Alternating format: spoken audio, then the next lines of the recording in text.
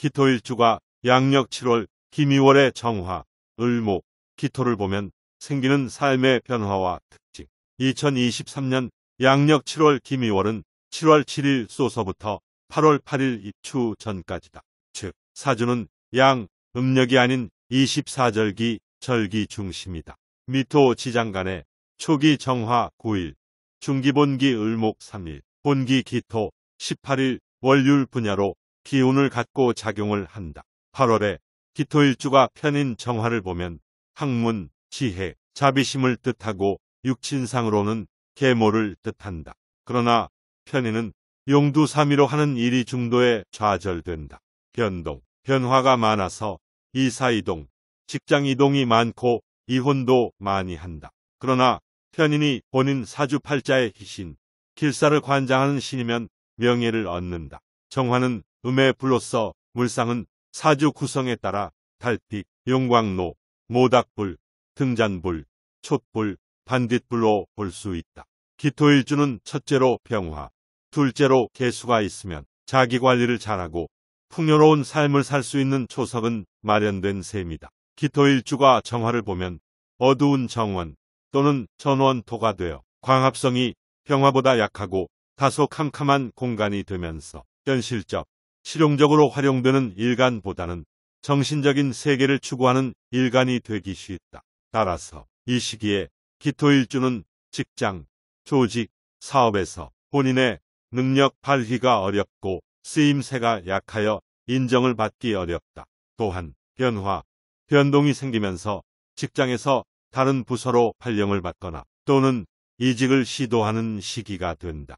사업자 또한 관공서와 인허가 문제가 생기고 기업과 수주 계약이 쉽지 않은 형국인이 다소 고충을 받는 시기가 된다. 학생과 취준생도 공부에 집중을 못하고 자꾸 딴 생각이 일어나 자격증, 합격 등의 불리한 형상이 생긴다. 만약 기토일주의 편인 정화가 편재 임수가 왕상, 사주 오행에 세력이 왕하여 성하여 제압되면 필신과 같아 명예를 얻는다.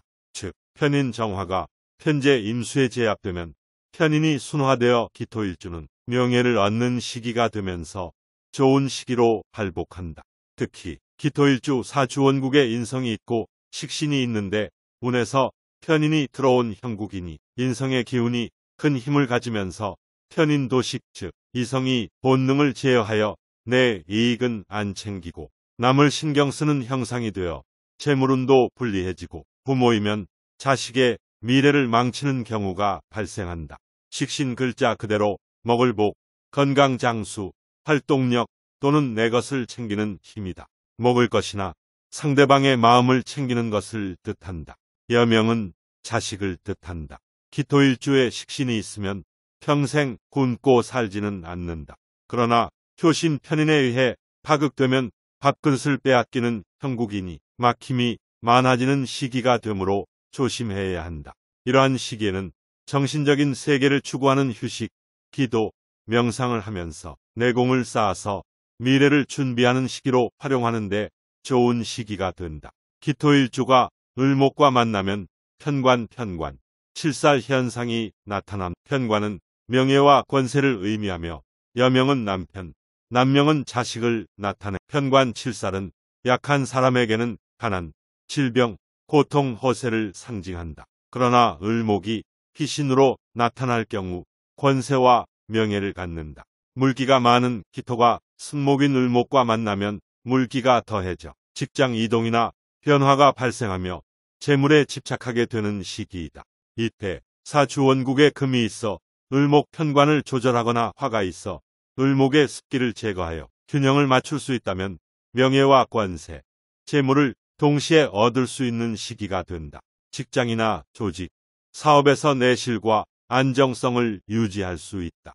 기토정원에 화초가 들어오는 형상으로 사주원국이 균형을 이루는 사주는 나의 정원에서 꽃이 만발한 상태로 이를 원하는 대로 이룰 수 있는 상황이다. 그러나 만약 기토일주에 사주 구성이 좋지 않다면 즉 화나 금이 부족하거나 약할 때 사주원국에 을목이 들어오면 기토일주는 약한 상태가 되어 경제적이고 정신적으로 어려운 시기가 될 수 있다.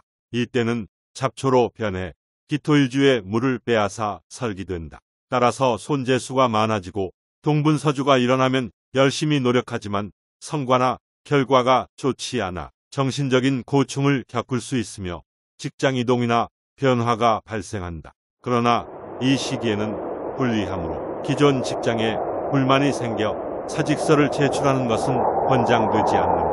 앞서 언급한 것처럼 기토일주의 사주 구성이 좋지 않을 경우 을목이 물을 많이 먹는 잡초로 변하여 기토일주의 기운을 약화시키고 경제적, 정신적으로 어려움을 겪게 된다.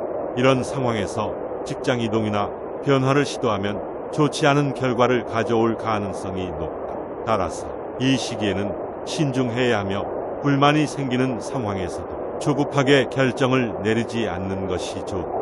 대신 현재의 직장에서 문제를 해결하고 개선하기 위해 노력하는 것이 현명한 선택이다. 상황을 잘 분석하고 내실과 안정성을 유지하며 추가적인 경제적, 정신적인 고충을 피하기 위해 올바른 판단을 내리는 것이 중요하다. 기토일간이 기토를 보면 비견, 분리, 독립을 뜻하고 육신으로는 형제, 동료 등 위치가 같은 사람들을 뜻한다.